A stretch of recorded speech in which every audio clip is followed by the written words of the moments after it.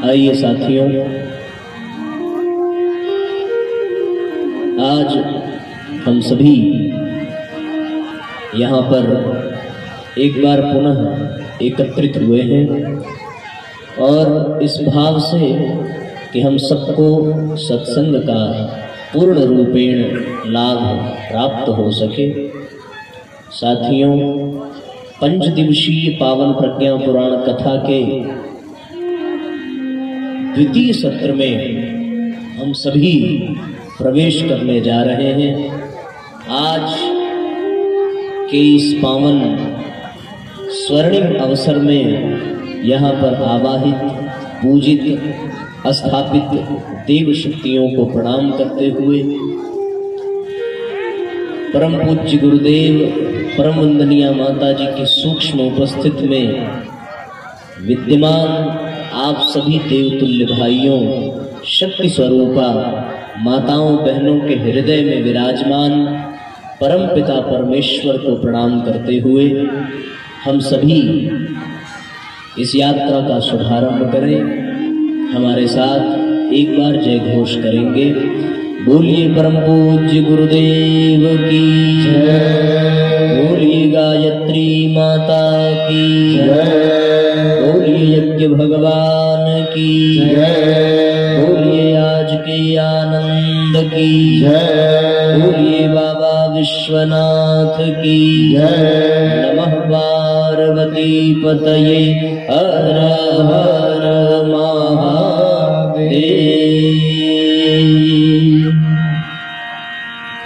साथियों, पावन प्रज्ञा पुराण कथा के द्वितीय सत्र में हम सभी प्रवेश करें। प्रज्ञा पुराण की कल विस्तृत चर्चा हम लोगों ने की थी।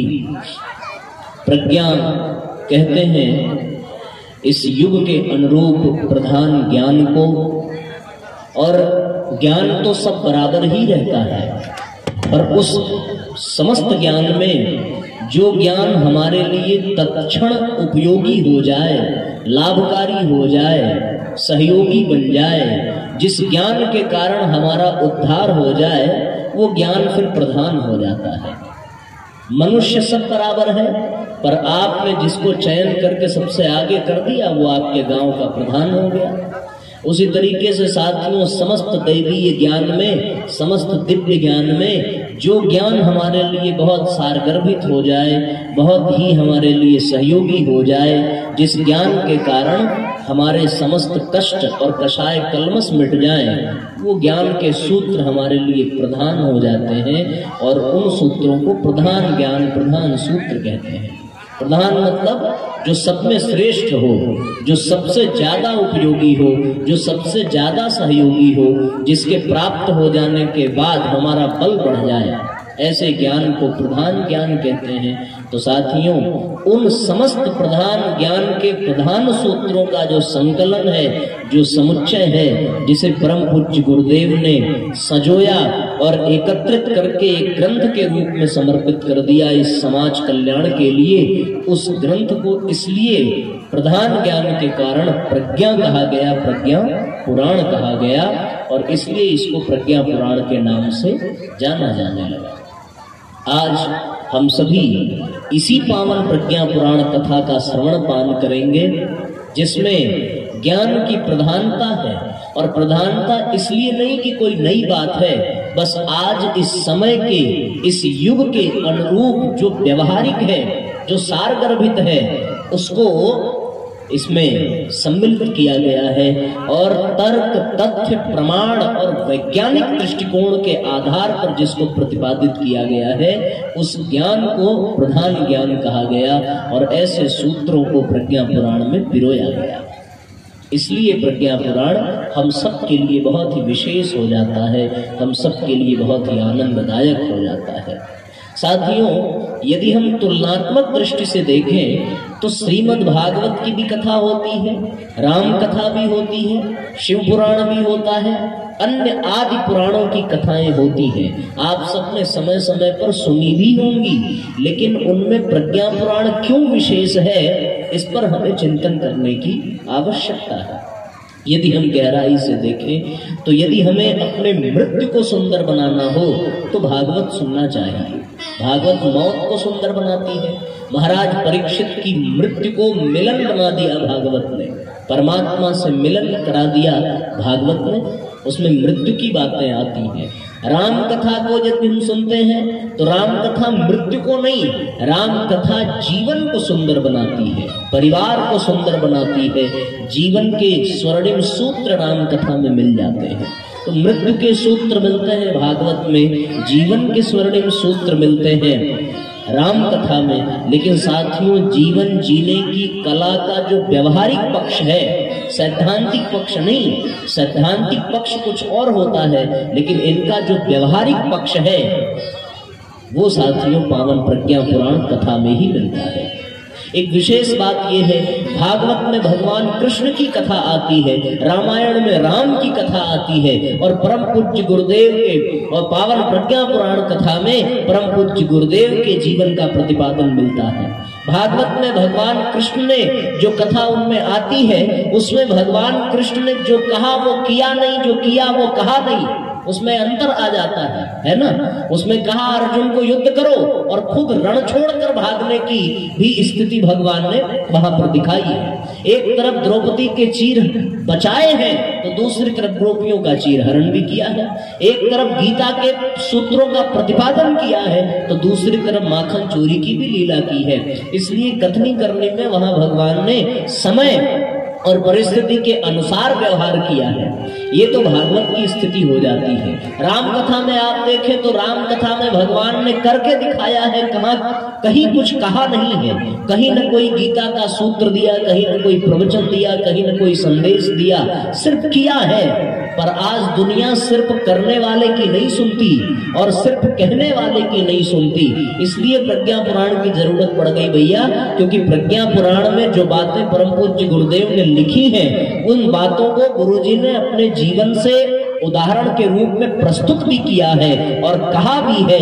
इसलिए प्रज्ञा पुराण आज के समय में वर्तमान परिस्थितियों के परिप्रेक्ष्य में बहुत ही विशेष हो जाता है। इसमें कही हुई बातें हैं, इसमें जीवन में उदाहरण के रूप में प्रस्तुत की हुई बातें हैं। इसलिए पावन प्रज्ञा पुराण कथा हम सब के लिए विशेष हो जाती है।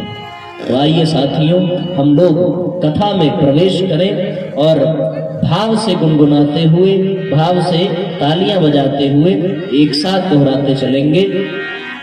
बड़ा प्यारा गीत है, पावन प्रज्ञा पुराण कथा का ही है। आइए सुने लगा कर ध्यान, कथा मंगलकारी है। आइए सुने लगा कर ध्यान, कथा मंगलकारी है। आइए सुने लगा कर ध्यान, कथा मंगलकारी है। आइए एक साथ तालियां बजाते रहिए। लगा कर ध्यान, कथा मंगलकारी है। यहाँ प्रज्ञामय परम पुराण, महाप्रज्ञामय परम पुराण, कुमति नाशक हितकारी है। महाप्रज्ञामय परम पुराण, कुमति नाशक हितकारी है। आइए सुने लगा कर ध्यान, कथा मंगलकारी है। दोनों हाथों पर खाकर के साथ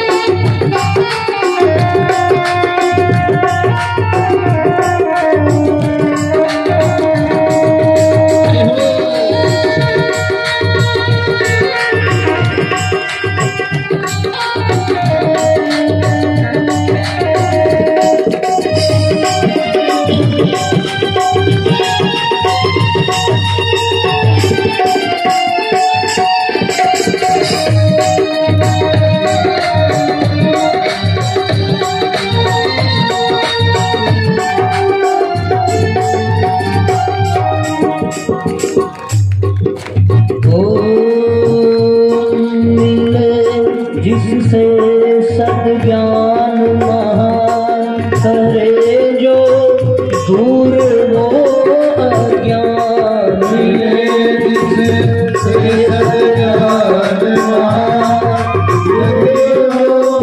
दूर हो अज्ञान, करे श्रोता का जो उद्धार, भरा है ज्ञान और विज्ञान, करे श्रोता का जो उद्धार, भरा है ज्ञान और विज्ञान, भरा है ज्ञान और विज्ञान। हरे अभिमान करे कल्याण, हरे अभिमान करे कल्याण, कथा यह अति हितकारी है, कथा यह अति हितकारी है। आए सुने लगा कर ध्यान, कथा यह मंगलकारी है। आए सुने लगा कर ध्यान, कथा यह मंगलकारी है।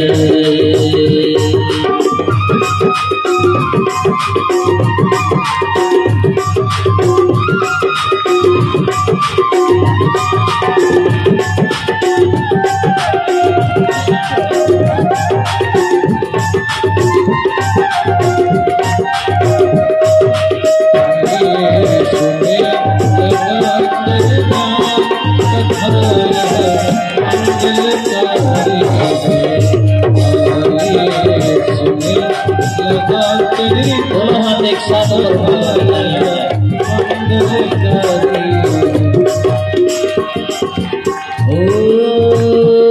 श्रवण से आत्मबोध होगा, सृजन का पथ प्रशस्त होगा।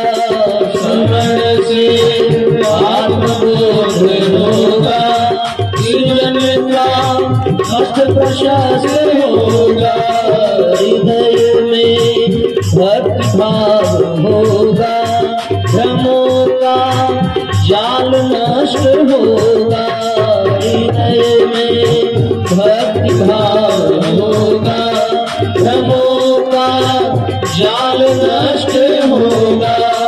बढ़े सद्भाव मिटे दुर्भाव, सद्भाव मिटे दुर्भाव, कलुष कलमश संहारी है। आइए सुने लगा कर ध्यान, कथा यह अति हितकारी है। आइए सुने लगा कर ध्यान, कथा यह अति हितकारी है। महाप्रज्ञा में परम पुराण, महाप्रज्ञा में परम पुराण, कुमति नाशक हितकारी है।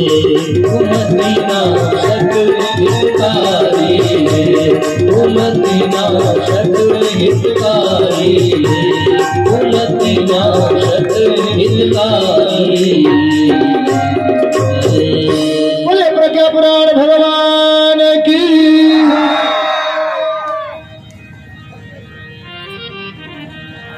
आइए सुने लगाकर ध्यान।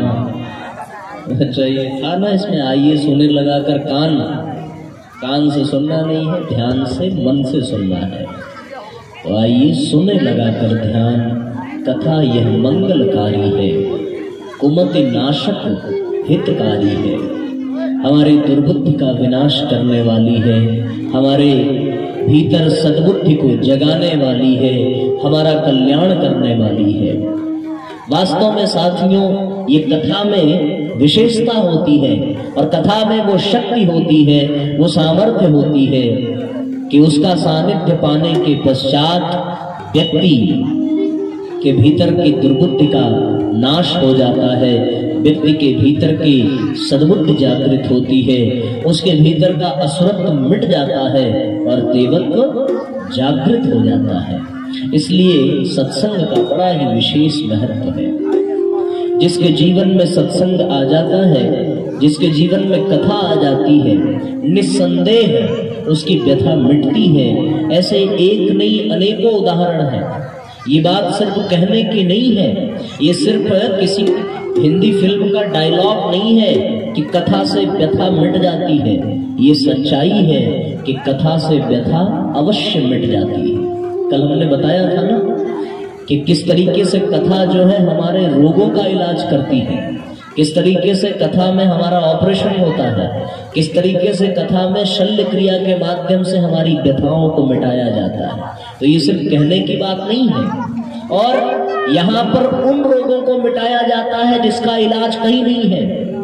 तन का इलाज डॉक्टर के पास मिल जाएगा, मन का इलाज डॉक्टर के पास मिल जाएगा, पर भव रोगों का इलाज तो भैया कथा में ही आकर के मिलता है। और जहां भव रोगों का इलाज हो जाए तो वहां तन और मन के रोग बिल्कुल गौड़ हो जाते हैं और उन रोगों का कोई महत्व रह नहीं जाता। इसलिए सबसे खतरनाक रोग है भव रोग, जिसके कारण बार बार इस धरती पर जन्म लेना पड़ता है, बार बार इस दुनिया में आना पड़ता है और बार बार यहाँ से जाना पड़ता है।